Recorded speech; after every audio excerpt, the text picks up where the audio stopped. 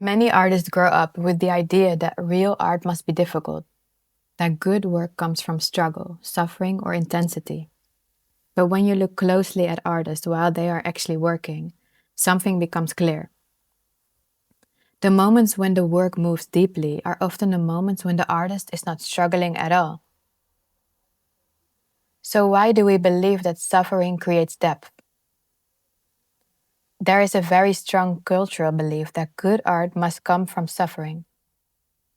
One of the most famous stories we hear from a very young age is the story of Van Gogh, a painter who lived in poverty, struggled with society, and was only recognized after his death. Stories like this create a powerful image in our imagination, the image of the tortured artist.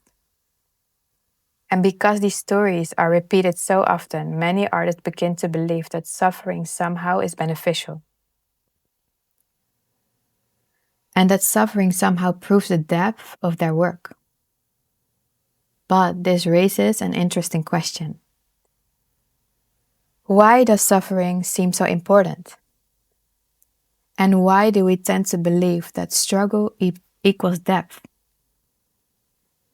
And because of this belief, many artists quietly feel guilty when their work begins to feel light, joyful, simple. When an artist carries this belief, something happens. When the work begins to move easily, when there is a moment of joy and lightness in the process, the mind becomes suspicious. The mind says, "This is too simple. This cannot be real art. I must be missing something." And because the rational mind is built to analyze and to dissect experience, it begins to search for problems. This creates a narrative that restores the familiar feeling of difficulty, almost as if the artist begins to force struggle back into the process. Not intentionally, but because the mind is uncomfortable with ease and simplicity. You might notice this next time you're working, when the process suddenly becomes simple or enjoyable. What does your mind say? Does the mind immediately start searching for something that is wrong? For a long time, I carried a similar belief. I had a very strong idea about what it meant to be an artist. Somewhere I had learned that an artist is supposed to struggle, that life as an artist should be difficult, that perhaps an artist should be poor or misunderstood or a little bit tragic. And without realizing it, I had learned to almost default to sadness, as if difficulty proved seriousness. But at some point, a question appeared. I am an artist. And what kind of artist do I want to become?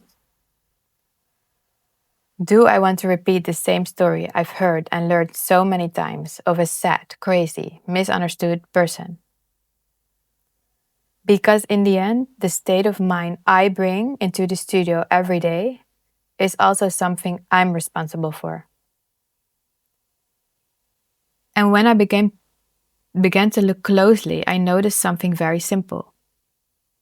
When I'm deeply depressed or deeply sad, I barely work. But when I'm present, when I'm curious, when I'm open, when I feel light, the work actually moves much more freely. So for me, it slowly became clear. I was never the suffering that created the depth. And if we look more closely into this, we begin to see that this belief is not only personal, it's also cultural. In many parts of society, there's a quiet assumption that difficulty proves seriousness. When you pay attention, you will hear it everywhere. That intensity, struggle, or suffering somehow gives something value. But in reality, something else creates depth. Depth comes from attention. Attention means that your awareness is directed into what's actually happening in the present moment, not into a psychological story. Because when attention needs a story about struggle or suffering, the mind becomes occupied with maintaining that story. And that story often has something to do with identity, with the questions of worth, with the deeper question many humans carry. Why am I here? What gives my life meaning? And many people try to answer that question through struggle, as if the suffering proves the importance of our existence. But artists are in a unique position, because artists often learn to live inside these questions, not always answering them, but exploring them. So when we return to the studio, something very simple becomes important. Where is my intention going? Because difficulty is not what gives art its depth. Presence does.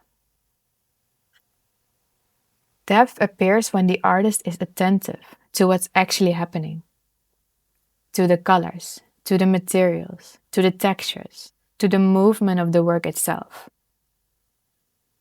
And when attention returns to the present moment, something special happens.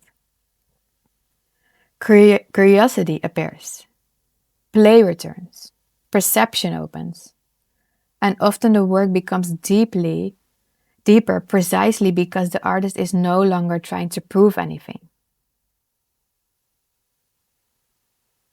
Joy does not make art superficial.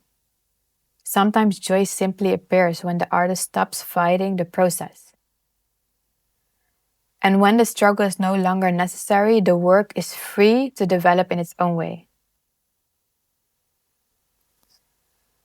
So perhaps the question is not whether art must be difficult.